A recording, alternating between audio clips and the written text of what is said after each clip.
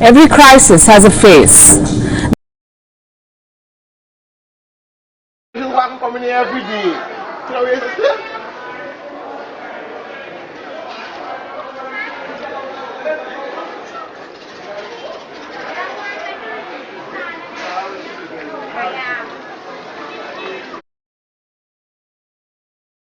But now scientists have issued a new warning. If we don't act swiftly on methane, global warming will be uncontrollable, we are told. This is the new threat assessment by the IPCC, the Intergovernmental Panel on Climate Change. They say methane is playing an even greater role in overheating the planet. And I know what you're thinking. Why did scientists not flag this before? Surely they did not discover methane now. It's been around forever. Well, one of the scientists described it perfectly. Climate action, he said, is not a sprint. It's a marathon. You must be ready for the long haul, which means there will be new obstacles, new theories and new strategies.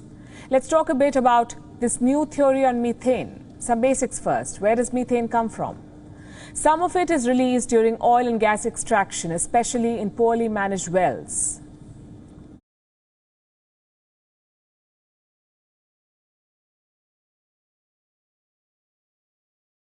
But why is it more dangerous than carbon dioxide? Two reasons. Number one, its warming potential is 80% more than CO2. And number two, it remains in the atmosphere for shorter periods, around 10 years.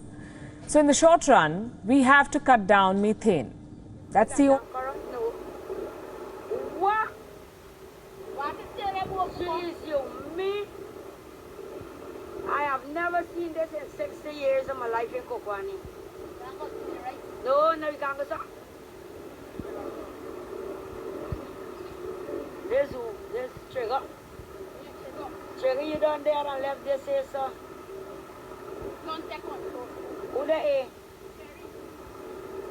This is madness. What's this, boy? Oh my God.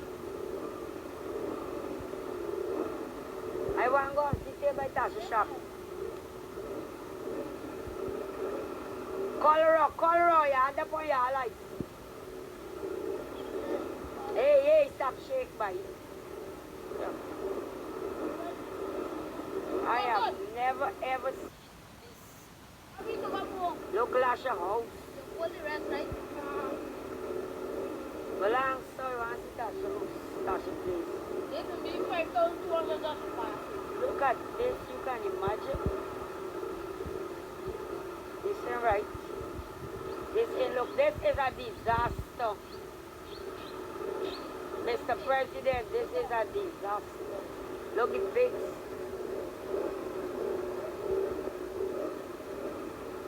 Oh my God.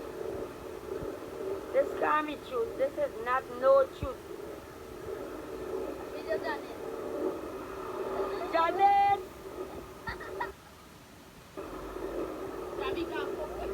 Tomorrow. What are y'all enjoying? The nice life, the disaster.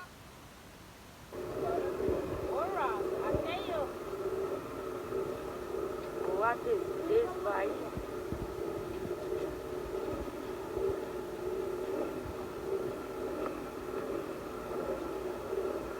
I don't know, she's school.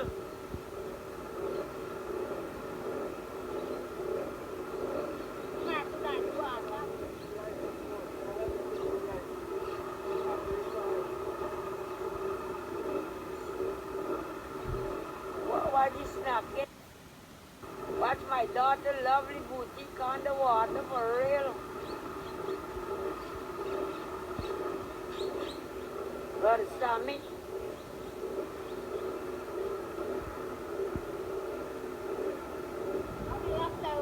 They don't know fly out.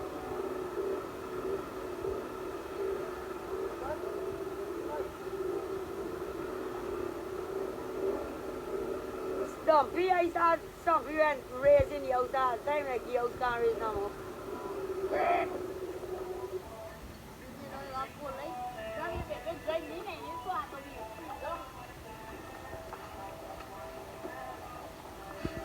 The captain has to jump out. boat man have to come out.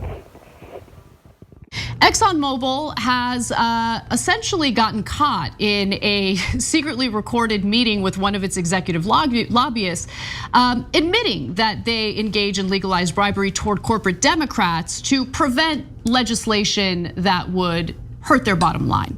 That was a story that we shared with you earlier. Now, the follow-up to it is just how much have these corporate Democrats, who were specifically mentioned by the corporate lobbyists, been paid by Exxon? Well, analysis of campaign disclosures found the 6 Democratic senators, that includes Mark Kelly, Maggie Hassan, Joe Manchin, Chris Coons, Kyrsten Sinema, and John Tester, received a combined total of $333,000 from lobbyists, political action committees, and lobbying firms affiliated with Exxon.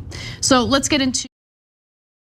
So when you hear them purport to care more about passing legislation through bipartisanship, something that we hear over and over again from Sinema and Manchin, or when you hear them deny the reality of human-caused climate change, which Manchin in the past has certainly flirted with and has fought to defeat climate action, you get a sense that what they're telling you is very different from what they might actually believe. What's really motivating their political commentary and their actions is the money, and it's important to know that.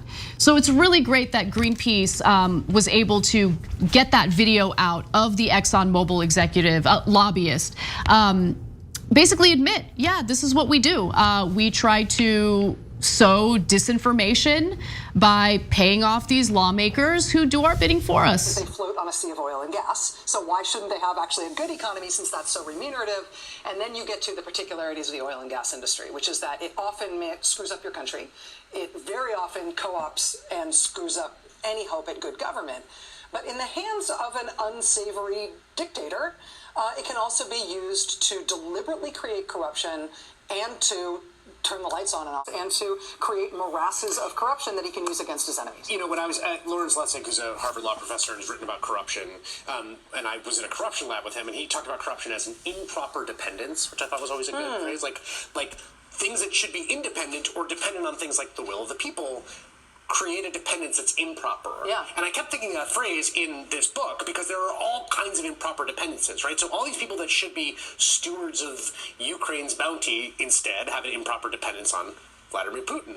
All these national governments and the people around them who should be looking out for the people instead have an improper dependence on ExxonMobil, right? That like everywhere you go, what is it about this industry that creates this kind of vortex of corruption in almost every place it operates? Well, extractive industries tend to do this, right? There's this thing called the resource curse, which is that if you are a country that discovers resources that can be extracted and sold internationally, you are subject to this sort of paradox where the revenues that you get from that ought to help you out. Right, it's like all this money, it's raining money.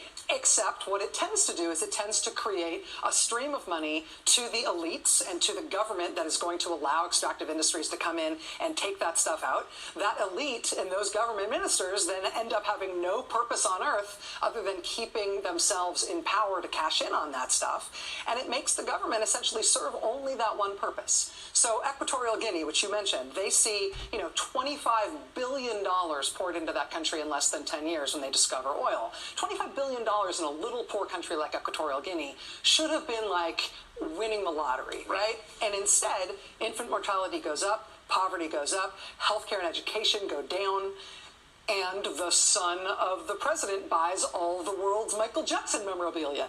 And they build 3 new capital cities, and he becomes the longest sitting president in the world. And I mean, that's the sort of influence that oil and gas companies can have in small countries. They can also do that in big countries. Yeah, I think it was actually today in the AP that the